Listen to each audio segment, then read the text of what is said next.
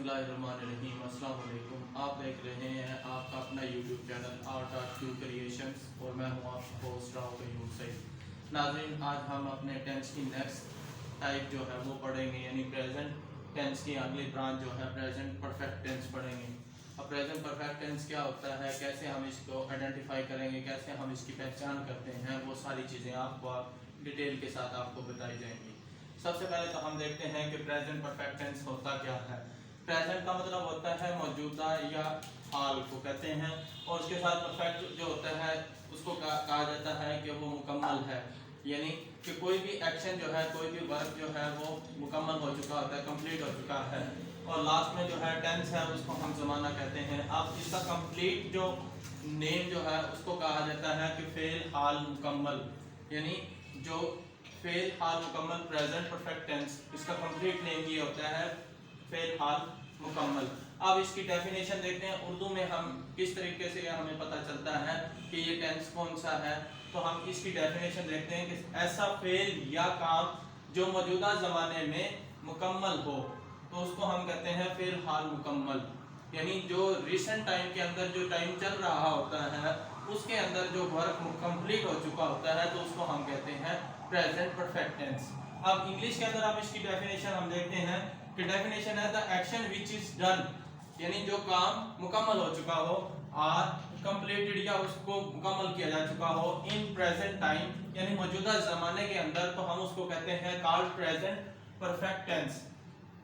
अब इसकी आगे हम देखते हैं कि उर्दू में अगर कोई फिक्रे लिखे हुए हों तो हम कैसे हम उसको पता करेंगे कि ये सेंटेंस प्रेजेंट परफेक्ट टेंस का है या नहीं है।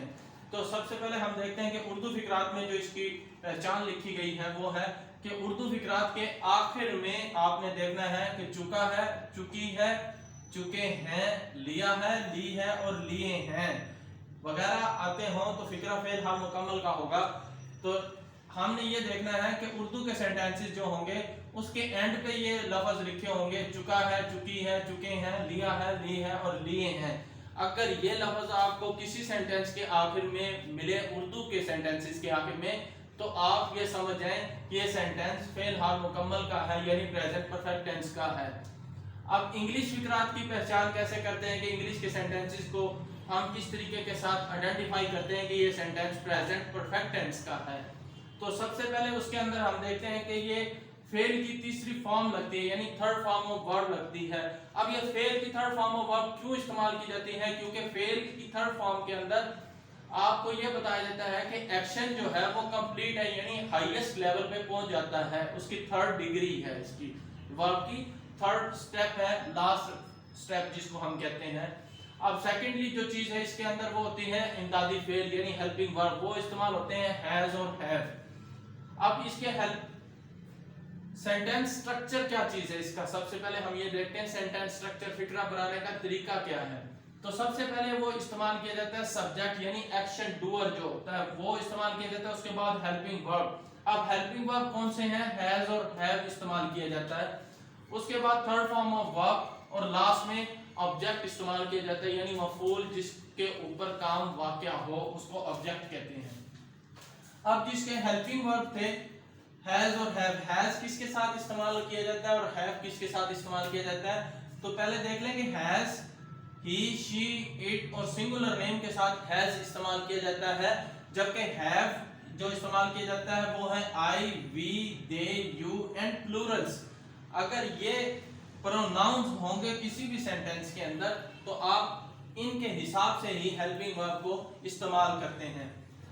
अब इसकी एग्जाम्पल देख लेते हैं कि एग्जाम्पल किस तरीके के साथ हमें पता चलता आया कि हमने जो ऊपर उर्दू की जो फिकरात की डेफिनेशन लिखी है, उर्दू फिकरात की जो पहचान लिखी है, क्या वो इसमें पूरी होती है या नहीं होती।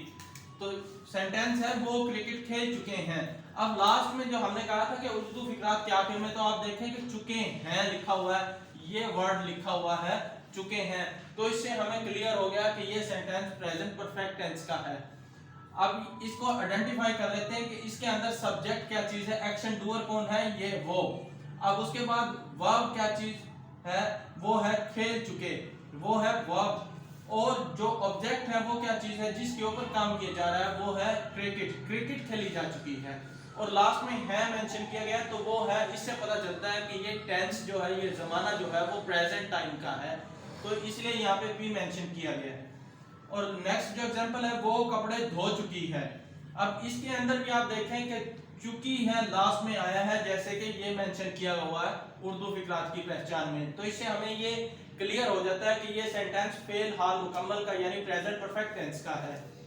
अब इसके अंदर सबसे पहले हमें ये आइडेंटिफाई करने हैं कि इसके अंदर सब्जेक्ट क्या चीज है।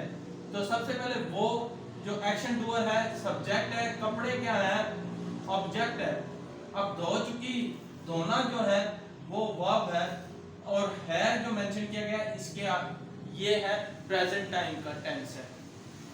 तो ये है उर्दू में इसकी एग्जांपल्स। अब इनकी इंग्लिश हम कन्वर्ट करते हैं, इंग्लिश में पहचान कैसे की जाती है। तो हमने सबसे पहले देखा कि स्ट्रक्चर के हिसाब से हमने इसके सेंटेंस को कंस्ट्रक्ट करना है, फिक्रे को बनाना है। तो सबसे पहले सब्जेक्ट इस्तेमाल किया जाता है। सब्जेक्ट क्या चीज है वो।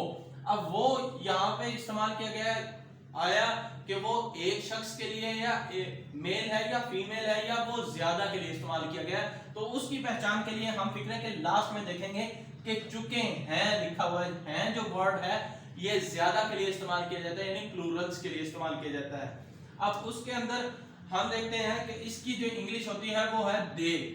अब दे के साथ हेल्पिंग वर्ब जो इस्तेमाल किया जाता है वो है हैव। अब दे हैव स्ट्रक्चर के हिसाब से आप देख ले, subject helping verb, subject they और हेल्पिंग वर्ब है हैव। अब उसके बाद है third form of verb. Verb क्या चीज है खेल चुकना। अब खेलने की इंग्लिश होती है प्ले, जस्ट प्ले, और थर्ड फॉर्म ऑफ वर्ब क्या होगी उसकी प्लेड। तो यहाँ पे मेंशन किया गया दे हैव प्लेड। अब लास्ट में ऑब्जेक्ट क्या खेल चुके हैं वो था क्रिकेट, तो क्रिकेट मेंशन किया गया और लास्ट में आपने फुल स्टॉप लगाना है। यहाँ पे आपकी जो सेंस है, जो यहाँ पे जो आपकी जो बात आप करने जा रहे थे, करने कर चुके हैं आप उस बात को, आपने वो बात अपनी कंप्लीट कर ली है। अब नेक्स्ट जो सेंटेंस था वो था वो कपड़े धो चुकी है। अब उसके अंदर हमने सबसे पहले देखा सब्जेक्ट क्या चीज है वो। अब वो एक है या ज्यादा है, तो ये है एक है, धो चुकी है। अगर चुकी है होता तो वो ज्यादा होता है, यानी प्लूरल फॉर्म में चला जाता है। लेकिन यहाँ पे ये देखें कि ये धो चुकी है यानी एक है। अब वो लड़की है धो चुकी है, अगर यहाँ पे चुका होता तो मेल साइड के लिए इस्तेमाल होता है चुका। अब यहाँ पे है कि धो चुकी है, तो उससे पता चलता है कि वो फीमेल जेंडर के लिए इस्तेमाल किया गया है। तो उसके लिए हम वो जो है सब्जेक्ट सबसे पहले हम देखेंगे, सब्जेक्ट है वो। अब वो फीमेल के लिए इस्तेमाल किया गया, तो उसके लिए हम प्रोनाउन जो इस्तेमाल करते हैं वो है शी का। तो हमने शी इस्तेमाल किया, उसके बाद हेल्पिंग वर्ब इस्तेमाल करना है हमने। अब हेल्पिंग वर्ब क्या चीज है, इसके अंदर शी के साथ हैज इस्तेमाल किया जाता है, तो शी हैज। उसके बाद वर्ब की थर्ड फॉर्म। अब थर्ड फॉर्म क्या चीज है, वर्ब क्या चीज है धोना। धोना की इंग्लिश होती है वॉश, और थर्ड फॉर्म ऑफ वर्ब क्या होगी वॉश्ड। She has washed. अब आगे क्या चीज है, ऑब्जेक्ट क्या धो रही थी कपड़े, she has washed the clothes, और लास्ट में फुल स्टॉप इस्तेमाल करें आप। तो नाज़रीन ये था आज का हमारा लेक्चर, उम्मीद है आपको पसंद आया होगा। आप अपनी कीमती आरा से कमेंट्स वाले बॉक्स में जाके हमें जरूर आगाह करते रहें, ताकि हमें आपका फीडबैक मिलता रहे और आप हमें अपनी हमारी जो मेहनत है उसके बारे में आप जरूर आगाह करते रहें, ताकि हम मजीद अच्छी से अच्छी बेहतर से बेहतर अपनी एफर्ट कर सकें। और हमारे चैनल को सब्सक्राइब करना मत भूलिएगा, R.Q creation. Thank you, Allah Hafiz.